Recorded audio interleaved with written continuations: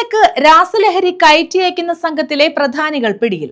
കൊല്ലം മുണ്ടയ്ക്കൽ സ്വദേശി അദ്വൈത, കണ്ണൂർ പറശ്ശിനിക്കടവ് സ്വദേശി മുഹമ്മദ് സിജാഹ് എന്നിവരാണ് ശാസ്താംകോട്ട പോലീസിന്റെ പിടിയിലായത്. കഴിഞ്ഞ ഫെബ്രുവരിയിൽ ശാസ്താംകോട്ട ICS ജംഗ്ഷനിൽ നിന്നും MDMA പിടികൂടിയ സംഭവത്തിൽ നടത്തിയ അന്വേഷണത്തിലാണ് ഇരുവരെയും ബംഗളൂരുവിൽ നിന്നും പിടികൂടിയത്. കേരളത്തിലേക്ക് MDMA ഉൾപ്പെടെയുള്ള രാസലഹരികൾ കയറ്റി അയക്കുന്ന സംഘത്തിലെ പ്രധാനികളെയാണ് ശാസ്താംകോട്ട പോലീസ് അറസ്റ്റ് ചെയ്തത്. ഫെബ്രുവരിയിൽ 23 ഗ്രാം MDMAയുമായി ICS ജംഗ്ഷനിൽ നിന്നും യുവതിയെ പിടികൂടിയിരുന്നു. ഈ കേസിൽ രണ്ടാം പ്രതിയായ ഷംനാദിനെ പോലീസ് കസ്റ്റഡിയിൽ വാങ്ങി ബംഗളൂരുവിൽ തെളിവെടുപ്പിന് കൊണ്ടുപോയപ്പോൾ ഷംനാദിന് MDMA കൈമാറിയ സംഘത്തിലെ 3 പേരെ പിടികൂടിയിരുന്നു.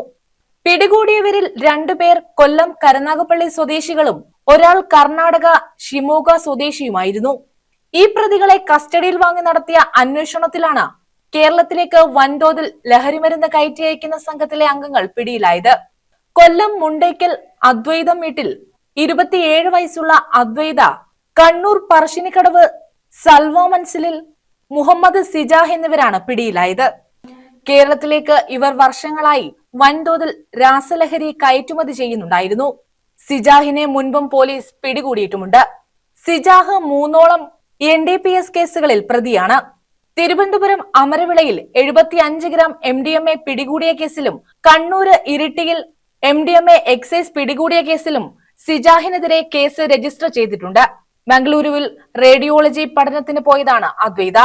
കൊല്ലം റൂറൽ ജില്ലാ പോലീസ് മേധാവി വിഷ്ണു പ്രദീപിന്റെ മേൽനോട്ടത്തിൽ ശാസ്താംകോട്ട DYSP പ്രസാദ് ശാസ്താംകോട്ട, SHO മൃദുൽ കുമാർ എന്നിവരുടെ നേതൃത്വത്തിൽ SI Sarath KP, ASI Biju KR, CPOമാരായ Akhil ചന്ദ്രൻ, ഫൈസൽ, വിപിൻ കുമാർ, വനിതാ CPO അഞ്ജു എന്നിവർ ചേർന്നാണ് വ്യാജപ്പേരിൽ ഫ്ളാറ്റ് എടുത്ത് താമസിക്കുകയായിരുന്ന പ്രതികളെ പിടികൂടിയത്.